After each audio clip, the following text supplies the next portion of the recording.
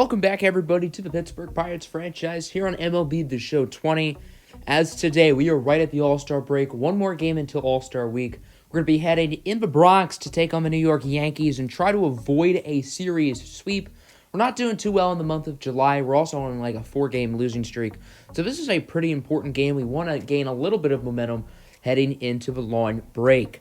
So we are going to go over stats before the games start. Then we're going to play that Yankees game, go over the Futures game, Home Run Derby, and the All-Star game itself. So a lot of exciting things in this episode. Currently, we are second in the division. It's been a tight-knit race between us and Milwaukee since the start of the season. We're currently 2.5 games back, and we are no longer the number 1 wild card. We're actually the number 2 wild card. The Giants have leapfrogged us. So hopefully we can start to play better baseball and maybe make some moves closer to the deadline to keep us intact as a playoff team, because right now this team is a contender and we will likely be buying at the trade deadline rather than selling like we did last year. So time to go over stats. First off, Kevin Newman, he's hitting .257, which is actually not that bad because a month ago he was hitting like .220. So it's really good to see him playing better. Brian Reynolds hitting for more power, good average. Josh Bell has obviously been outstanding. The current favorite for NL MVP after he got second last year. 32 home runs, 85 RBIs, 308 average, 1068 OPS. And yes, these numbers, we haven't even hit the All-Star break and Josh Bell has those numbers. Absolutely insane. The first chance we're going to get to lock him up, spoiler alert, we will. Chris Davis has been a solid bench bat, but nothing more. Dylan Carlson still having a solid rookie year. I believe he is the favorite to win the award, so that's good. Colin Moran, been solid as a platoon guy. He was on fire to start the season. He was hitting like 400 through April. And now he's not quite playing as well. His potential is going down, which does kind of suck. But he is a pretty solid piece for this ball club. Next up, Bo Bichette. Of course, he's obviously still playing pretty well. When we acquired him in late April, he was hitting like 210. So I'm happy that he's continued to improve ever since the trade. Francisco Mejia is still having an awesome season. O'Neal Cruz has been playing really well the past like 2 or 3 weeks. And then the bench is doing solid. Stallings and Beckham doing pretty well. Matt Duffy hitting .316. And then the pitching also a lot of what you like to see, starting with Jameson Taillon, the current favorite for NL Cy Young. Yes, we have the NL MVP and Cy Young favorite. Taillon has continued his dominant start, 2.96 ERA, 1.08 whip. He's been a strikeout machine as well. So it's really good to see him playing well after not playing at all last year and missing most of 2019. Musgrove's doing well. Williams doing well. Yamamoto's pitching a lot better than he was at the start. And then Mitch Keller, meh. Waddle's solid. Michael Feliz has been great. Yaxel Rios is pitching really well this past month. His potential has moved up to a B. Chase Fry, not great. He's been disappointing since the trade. Colossae still doing well. Ramos is still a meme. Vizcaino has still been outstanding. And then so has Ken Giles. So, I did want to make a few deals before we got to the All-Star game. A player I've been looking at is Charlie Culberson, and I've had trouble finding trades for him. Another one is Tommy La Stella, who's currently hurt, and same thing, I'm having trouble finding a good deal for him. Currently, we're trying to offer shortstop Adrian Valero and reliever Cooper Casad, and it hasn't really worked. So we're going to go after a different platoon player instead, and that is Isaiah Kiner-Falefa, I think that's how you say it, from the Texas Rangers. Kiner-Falefa is only 26 years old. Unlike Culberson and La Stella, he has a lot of time left on team control. He's still in the renewable contracts stage, whereas Culberson and La Stella are unrestricted free agents this winter. So this is a better long-term pickup. And the thing about Kiner-Falefa is he can play catcher. Jacob Stallings has a weird amount of trade value, and if we were hypothetically to trade him later in the month, Kiner-Falefa could slide right in and be the catcher. So who will we be giving up? As I mentioned, Adrian Valero, but not Cooper Casad. Instead, it'll be Framber Valdez, a player we acquired last year from the Astros. The reason why I'm so willing to trade Valdez is he just does not perform well in sim. He's a really good lawn reliever option, 27 years old, 70 overall with B potential. And he has enough stamina to be a lawn reliever, but that 23 walks per 9 hurts. And walks per 9 is just such an important stat in this game for whatever reason in simulation. Valdez has a 5.5 ERA in AAA. So I feel like he has less value than it shows. And on paper, this isn't a great deal, but I do really like it for this team. And Kiner Falefa should be able to step right in and be a nice platoon player. So it turns out Kiner Falefa will technically be replacing one of our other platoon players. And that is a guy we just talked about, Colin Moran.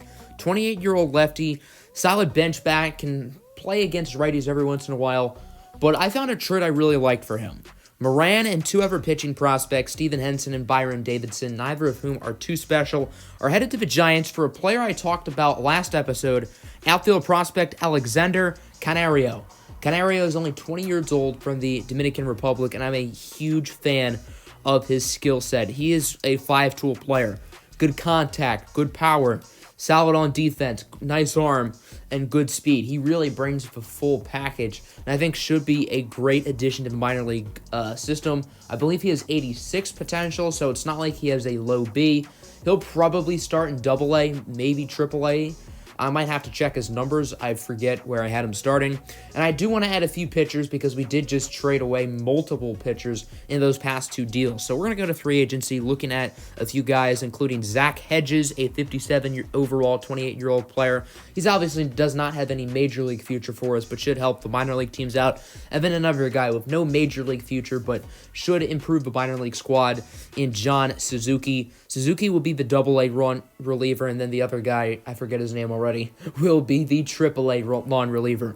As the 54 and 42 Pirates head out to the Bronx to take on the 47 and 49 disappointing New York Yankees, who are currently fourth in the AL East, only ahead of the Baltimore Orioles. Isaiah Kiner Falefa making his Pirate debut in this game as Luis Severino on the mound for the Yankees, 8-8, 4.39 ERA. Nothing special from him, even though he is one of the better pitchers in all of baseball. 2 outs now here in the top of the first for Josh Bell. Going to start this game off with a base hit. Josh Bell did Josh Bell-like things in this game. Now count is full for Dylan Carlson, and he would pop that one into left.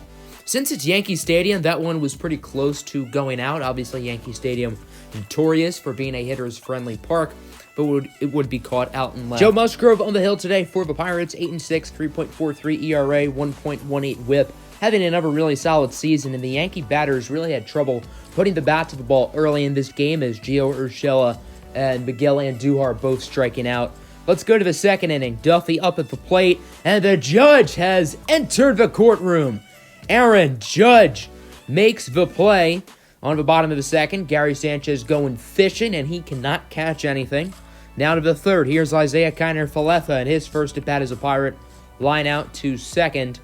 And we go to the next batter. Kevin Newman places this one perfectly in the right center gap for a base hit. So now the Pirates have a base runner with their top two hitters, Reynolds and Bell, up at the dish. This is a perfect opportunity to do some damage, or maybe not. Line out right to first. Mike Ford applies the tag on Newman, so that'll be a double play. And speaking of Ford, he's going to start the bottom of the third inning off with a dinger. And the Yankees are on the board. Ford's 14th home run of the season, 394 feet. And the Yankees will take a 1-0 lead, but that's just the start of the inning. Here is Gio Urshela now a couple batters later, going deep into left, and now it's 2-0, his 9th home run of the season. But we're not quite done with the Bronx Bombers living up to their name. Next batter, Miguel Andujar. That one going into left center, and it will just barely go over the fence for a home run. So 3 of the past 4 batters for the Yankees have gone yard, and they'll make it 3-0. Giancarlo Stanton does end the inning off with a strikeout. So I guess the power hitter of the group decides not to go yard, ironically, as we go to the 4th. Josh Bell leading off with his second base hit of the day. Then here's Dylan Carlson. That one would go into right for a single. So 2 on. Nobody out here for Bo Bichette. Shopping gap into left center field for extra bases. Bell would come home safely. Carlson would head home, and the throw to the plate would be in time. Carlson gunned down, but it'll still be ruled as a double for Bo Bichette. Run does score, and now Bichette will score as Matt Duffy grounds out to first, and the Pirates will make this a 3-2 game. Here's Gary Sanchez on the bottom of the 4th. That one was right down Main Street, and he's going to whiff at it. Then Aaron Hicks as well would strike out as we advance to the bottom of the 5th. Mike Ford, he's just a window shopper. Say it with me, kids, because he's just looking. Yankees trying to start a 5th-inning rally here, as now there's 2 runners on and 1 out for Miguel Andujar. A weak grounder to short. Duffy tries to derm a double play, but the runner's safe at second, runner's safe at first. Now the bases are loaded, 1 out for Aaron Judge, who would strike out, and then Giancarlo Stanton, who would strike out. So credit to Musgrove for being clutch late in that inning. You don't want to have to face off against Judge or Stanton when the bases are loaded. As we go to the 6th, fly out from Bo Bichette. That would end Luis Severino's day. 6 innings, only allowing 2 runs. He pitched pretty well. Pirates going to make a pitching change here as we go to the bottom of the 6th. Yaxel Rios entering the game. Musgrove didn't pitch too bad. 5 innings, 3 earned runs. He struck out 14 of a possible 15 batters as Rios really starting this game off hot. There's Aaron Hicks striking out. We go to the 7th. Dylan Tate in for New York. He has an ERA sub-5, but nothing too special with his numbers, as there's Francisco Mejia going down on the low slider. Bottom 7 now for Mike Ford. He would strike out, and both of these pitchers are red hot. Now here is Nico Goodrum up later in the 7th inning. And let me just say, MLB The Show, please fix your game. I mean, they made a patch for fielding a couple weeks ago, but fielding's been, like, way worse. This is, like, the 3rd inside the park, quote-unquote, home run because of an error. Brian Reynolds was right under that ball, and he didn't catch it. They didn't even count that as an error. They counted that as a home run for Goodrum. So, MLB The Show, please fix your game. That's just inexcusable. As we go to the 8th, Aroldis Chapman in for the Yankees, the flame-throwing lefty, as here's Isaiah Kiner-Falefa. Really solid contact, but an incredible throw from the shortstop to gun him down. There's Brian Reynolds now going to strike out as well. And we go to the bottom of the 8th. The all-powerful Giancarlo Stanton goes deep into right center, the former NL MVP with the Miami Marlins, with his 21st home run of the season, and the Pirates would make a pitching change, as it would be Emmanuel Clase in. Solid 2.72 ERA for him, as he's going to strike out Gleyber Torres. And then to finish off the inning, 100-mile-an-hour curveball. That'll get Gary Sanchez down looking, and we're going to go to the 9th. Chad Green in for New York. He's 19 for 20 on save opportunities, as he's going to start the inning off, striking out Josh Bell. And then the final out here for the Pirates, Bo Bichette, gonna swing and miss at that 1-2 pitch. I don't know why I showed that. Anyway, count is full now for Bichette. That one is high and deep into right center field off the wall, and the Pirates will stay alive as Bo Bichette will get his 2nd double of the game. Now here's Matt Duffy, full count pitch. That one is weakly hit into right. Judge has a cannon of an arm. The throw to the plate is in time, and that's how this game will end. The New York Yankees get the win as Judge throws out Bichette to finish it off, and the Yankees will get the win by a score of 2-5. And the Pirates will enter the All-Star break on a 5-game losing streak. Yikes. The bats were not special, only 2 extra base hits, the doubles from Bichette. The pitching was solid. Musgrove was pretty good. Yaxel Rios wasn't bad. He only allowed 1 run. MLB The Show Cheese allowed the other one. And then Clase finished off well, too. So now we're going to go to the Futures game. I believe every team has to have a player represented. I could be wrong. Here's the AL roster if you are curious. But our representative was outfielder Lazaro Armenteros from the AAA squad, the Indianapolis Indians. Last year we had Dylan Carlson on this game. I was a little bit surprised it wasn't a guy like Ke'Bryan Hayes or Santiago Osuna, one of our 8 potential players, but Armenteros is still really solid. He has a high B. I think that's an 88 potential. Really good fielder, nice speed. The bat is his weak part of his game, and he's not even that bad at the hitter. I think he's hitting like 280 right now in AAA, so you can't really complain. We are going to do a player lock for this game with Armenteros, like we did last year with Dylan Carlson, also doing a player lock for the All-Star game, as it would be held here in Atlanta, Georgia. SunTrust Park, the location for this one, as the future of Major League Baseball going to be squaring off here. A lot of these players will be in the All-Star game eventually in real life. The AL squad with a very star-studded lineup, including the 18-year-old Robert Puason of the Oakland A's, who was about to hit here, but MLB The Show decided to crash. I don't know why MLB The Show really hates us in this video, but it is what it is. So take 2 here at the Futures game. Mackenzie Gore on the mound for the NL. Tariq Skubal would be on the mound for the AL. A pair of lefties in this game. So here is Yariel Gonzalez. I don't know what team he's on. Not too familiar with him. Here in the top of the second, scoreless game, 2 on, 2 outs. We are playing defense. It's kind of like Road to the Show. So that one would go deep into left, but obviously Armenteros is there with the catch. No MLB The Show cheese for us there, and we're going to go to the bottom of the second. 2 outs for Lazaro. We're not going to show the full at-bat. I did show the first pitch here, as it would be high for a ball, making it 1-0. Now the count is 2-0. The pitch from Tariq Skubal of the Tigers. That would be a grounder to first. The first baseman bobbles it, but will make the play.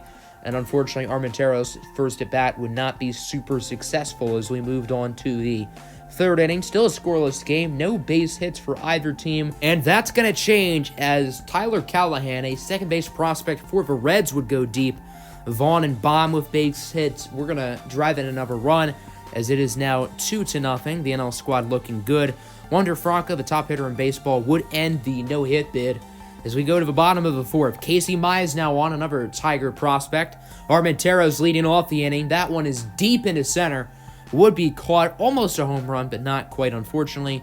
And we go to the fifth inning. Up at the plate for the American League would be Jared Kelenic of the Toronto Blue Jays.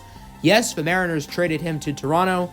Why? I don't know. Who Seattle got? I don't know. Nice play by Armenteros out there and left to make the catch, and we would continue to simulate.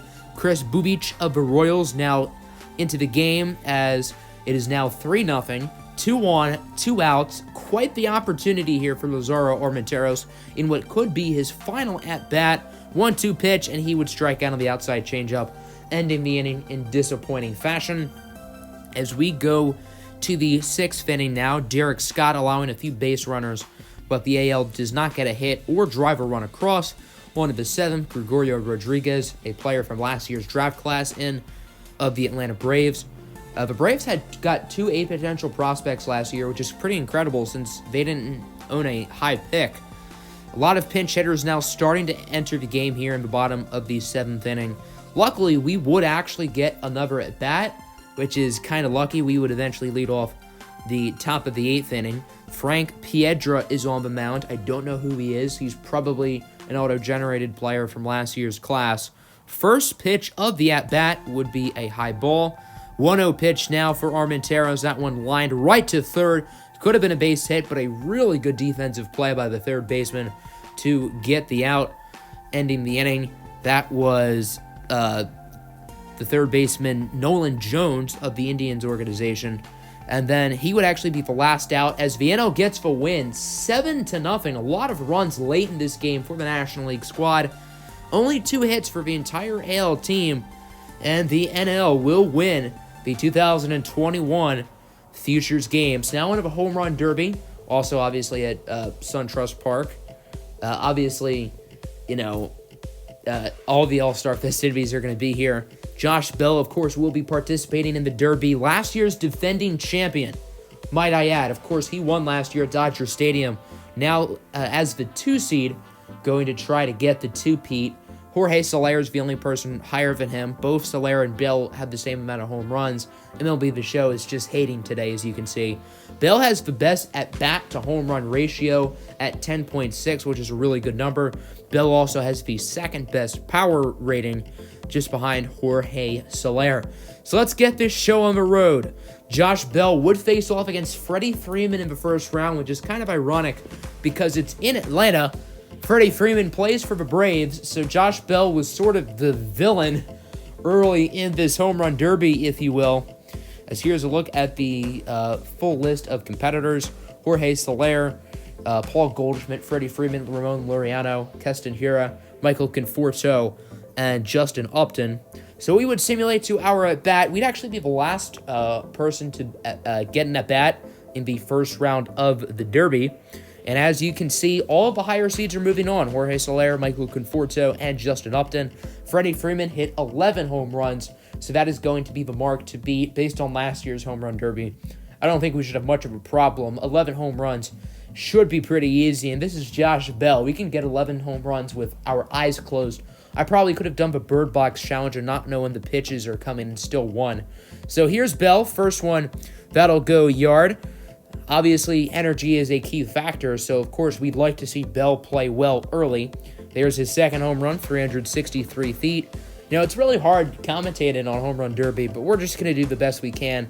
That one nearly going into straightaway center. This one is an absolute bomb, 431 feet. Bell had a few bombs. Here's another one, 449. You need two 440 feet plus home runs to get the 30 seconds of bonus time if Bell's going to need it. He's already at 5, only a minute in, and he only needs 7 more to advance to the next round. Here's number 6, 402. He is doing really well up to this point. Starting to cool down, though. The last, 30 seconds haven't been great.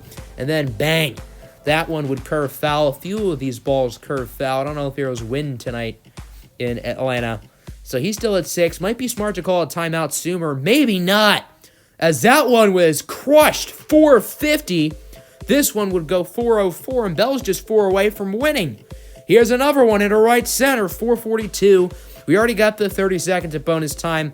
Here's number 10, and at this point, why stop? Bell's energy is obviously low, but he is red hot.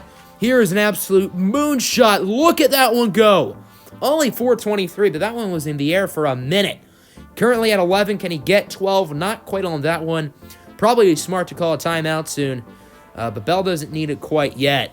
As that one, that's definitely out of here, and that'll be number 12 for Josh Bell, 408 feet. And Bell will be moving on to the second round of the Home Run Derby, shaking hands with his competition, Freddie Freeman. So Bell would be playing Justin Upton of the White Sox. He's putting up ridiculous numbers this season, by the way. We would do some simulating. Jorge Soler beats Michael Conforto and advances to the championship. Justin Upton only had 8 home runs.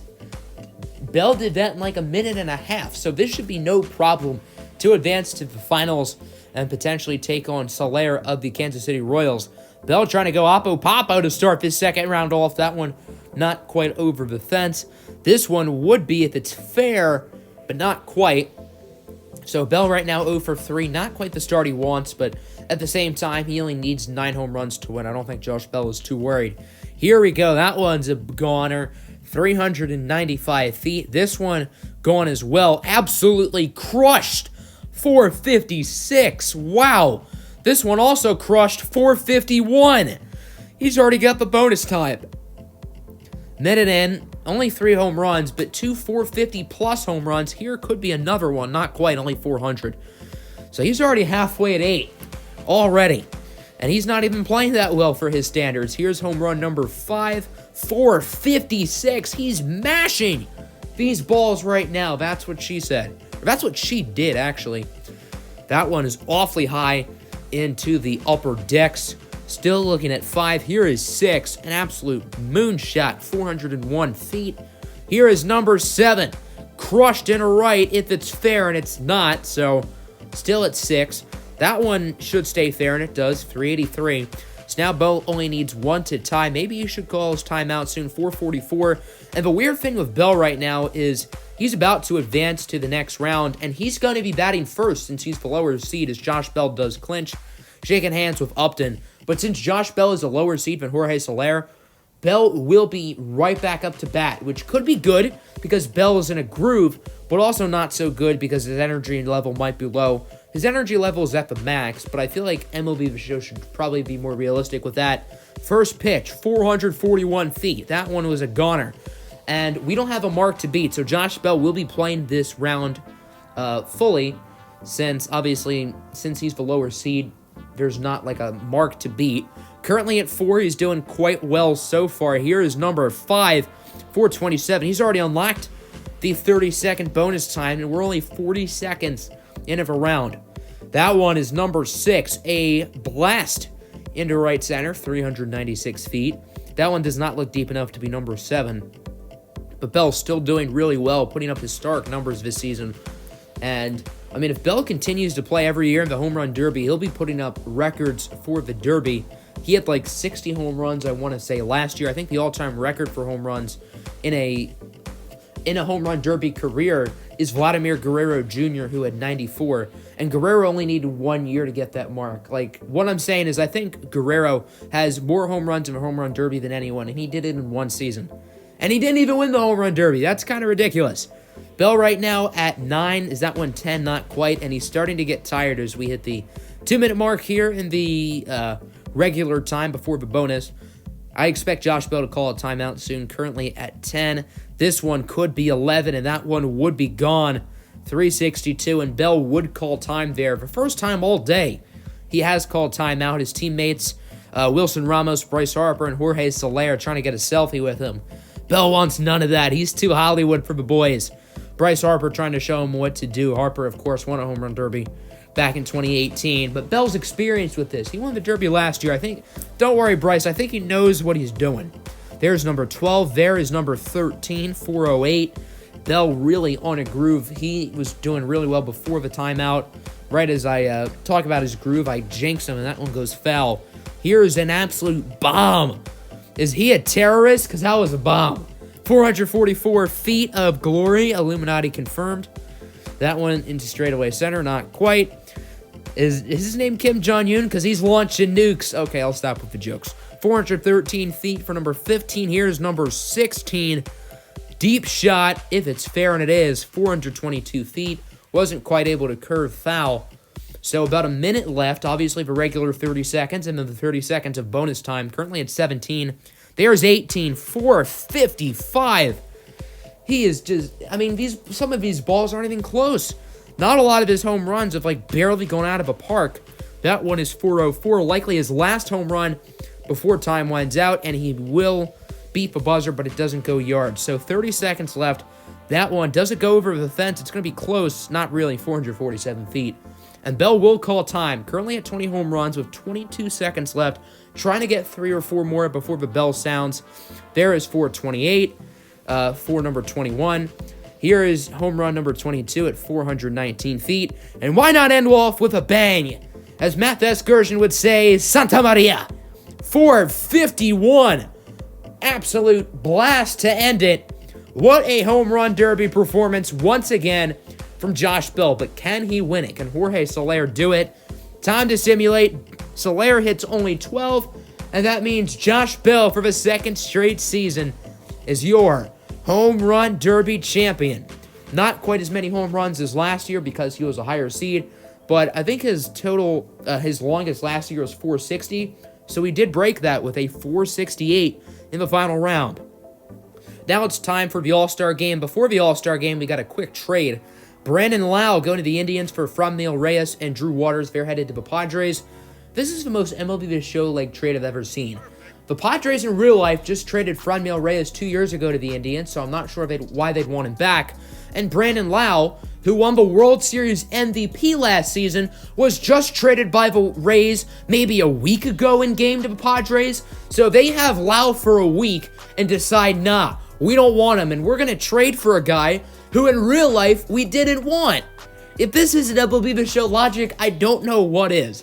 So now it's time to look at the All-Star roster here for the American League. Blake Snell would be their starter. Snell has 199 strikeouts already. Holy cow. That is incredible. Obviously, every team needs a representative, so that's why you got guys like Chad De La Guerrera in. He's hitting 204 with 9 dingers, but the Orioles needed somebody. There's Anthony Rendon's numbers. He has an OPS at like 1150. His stats are even better than Josh Bell this season. Meanwhile, looking at the NL, we would have 4 All-Stars this season, a major improvement from only 1 last year, that of course being Josh Bell. The first one is starting pitcher Jameson Taillon. He would not get the start. It would go to Walker Buehler, and it would have gone to German Marquez had he not gotten hurt with like a couple days before the All-Star game. Usually, the game only adds 1 relief pitcher, not including closers, and that 1 reliever happens to be Michael Feliz, which is really cool. I would have given it to Aroldis Vizcaino. I think he's been better, but Feliz is still deserving. For closer, there's Ken Giles. And then our other All-Star is obviously going to be Josh Bell. So Taillon, Feliz, Giles, and Bell representing us. Francisco Mejia was leading the catcher vote like the whole season, and he didn't even make it. He fell like to 4th place right at the end, which kind of sucks. It's also worth noting that Keon Kella makes the All-Star game as a member of the Giants. So without further ado, let's get right into it. There's only one starter for us, and that's Josh Bell, so I figured I might as well go ahead and player lock him. So here we go, Josh Bell's third straight All-Star appearance, and apparently the Braves changed the name of their stadium in real life to Trust Park, or Trust with an I. I assumed it was still SunTrust Park, so when I originally made the voiceover, I had something else to criticize this game about, but after some research, that is actually the name of the stadium. It's not SunTrust Park anymore. So I'll give them a bit of show of that. They got me there, but still nonetheless, I've criticized this game like 5 times in this episode. Let's go to the top of the second, scoreless game. Mike Trout leading the inning off, representing the Angels, the best player in baseball. He usually performs really well here in the All-Star game, and he's going to rip a base hit as that gets past the glove of Josh Bell for a single. Now we'll advance to the bottom of the second as we would do some more simulating. And actually, we'd stay in the top of the second. Another opportunity here. Mitch Garver would be up 2-1 and 1 out. Runners on the corner. Score remains tied at 0. And this right here is some flawless defense. Grounder to third. He's going to flip it to second, who gets it to Bell for the 5-4-3 double play. No run score. Game remains tied at 0. And now we go to the bottom of the second. Bell would lead the inning off. He has to bat righty since Blake Snell is a lefty. Of course, Josh Bell is a switch hitter. 2-2 count. He's swinging in the dirt. Going fishing for that one. More blind than Helen Keller. I don't know what he was swinging at. That's unfortunately going to be a strikeout.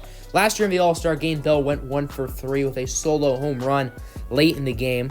As we continue to simulate, score remains tied at 0. There's Tyler Glasnow, former Pirate. Of course, the Pirates traded Glasnow, Austin Meadows, 2 All-Star caliber players, and Shane Baz, another A potential prospect, for Chris Archer, who isn't even on the roster anymore. Just what a bad trade. Reasons like that is why we chose the Pirates for our franchise team this year. 0-2 count here for Bell. That one is hit somewhat deep into left. Not deep enough as it would be caught, ending the frame. Score remains tied at 0. A lot of defense so far, believe it or not. Even though, All-Star games, you think of offense. Jameson Taillon now on the mound here in the 5th, and of course he's the one who allows a run. How ironic. So now it's 1-0. NL Bats got to get rolling. Taillon's day would end after 1 inning, so I guess not the best performance from him, but it is what it is. There's Dinelson Lamet. He was part of that Joey Wendell trade. Gets through the 6th, on to the 7th. Kirby Yates pitching, and he would get through the inning as well. So now we're going to go to the bottom of the 7th. Josh Bell would be pinch hit for. Freddie Freeman would enter, and he had a triple, so I suppose it was a good call to take Bell out of the game. And now the Bats are starting to do something. I also see that Michael Givens is in on the Orioles. So why did they have Chad De La Guerra in? Why did the Orioles need 2 All-Stars? I get you need a representative, but if Michael Givens was there the whole time, why would you add a second baseman who's not hitting above 210? I don't know. This game has just been really weird today. Score is currently 3-1. Look who it is on for the save. Ken Giles. And the tying run is at the plate. But luckily he would get through. And the National League wins the All-Star game by a score of 3-1. Josh Bell had an uneventful day. Taillon allowed a run. Michael Feliz did not pitch. And Ken Giles gets the save. So we've won the Futures game, the Home Run Derby, and the All-Star game. So that is pretty fun. Giles actually wins All-Star MVP, which is really cool. I guess none of the Bats deserved it. You could have given it to, I guess, one of the other pitchers, but I suppose Giles did his job. He got the save when it mattered. Here's a look at the box score for both squads. Really, once again, surprised there wasn't a lot of offense, but it is what it is. Jameson Taillon, of course, the only pitcher in the NL to allow a run. That's an oof. But, oh well, it is what it is. So now it's time to look at the minor league all-star games. We did not play in either of these. We simulated, and we actually won both. So we technically won the Futures game, Home Run Derby, Major League All-Star game, AA All-Star game, and AAA All-Star game. That's pretty cool. I wanted to look at the All-Star rosters for the minors, starting with the AA rosters. Quinn Priester made it. No Santiago Osuna, though, for the starting pitchers. He has an ERA at like 2.5. Or 2.5. I'm very confused why he didn't make it, but good to see Priester. Joe Jimenez is in AA. Like, why? The Tigers suck, so why would he, of all people, probably their best reliever, be in AA? Anyway, Freddie Furman made it, one of our catchers. At first base, right at the bottom, Sean Humbert. ended up making it. Sean Humber laying down the lumber. We also had Leover Peguero make it, who is currently hitting 206. I don't know what to say. And then, would we have any outfielders? Yes, we would. Mickey Moniak makes it. He's hitting for a lot of power. Currently hitting 13 dingers on the year, but only hitting 230. And then the AAA All-Star game, no starters. Not really a surprise. All of our starters are doing really well, but none are putting up like insane numbers. We did have a reliever, Gordon Brito, who is putting up insane numbers. 0.79 whip. That's incredible. And then for position players, Benny Lang and Will Craig made it. Lang is putting up maybe the best numbers for any hitter in all of AAA, debatably. No Brian Hayes at third base. Considering those guys' numbers, it's kind of understanding. More MLB The Show logic for you right here. Wonder how the air makes it. He has 4 at-bats. Brandon Shoemake has 31 at-bats. I don't know what to say. At center field, Travis Swaggerty, who's having a really nice year, 11 home runs, hitting 270. Good to see him making it as well. So that'll end the episode. Hope you guys enjoyed. Next one, we will continue to get through the middle of July. Hope you guys enjoyed. Make sure to hit the like button and subscribe. I'm sorry MLB The Show was drunk all episode, but it is what it is. Have a good one. Peace out.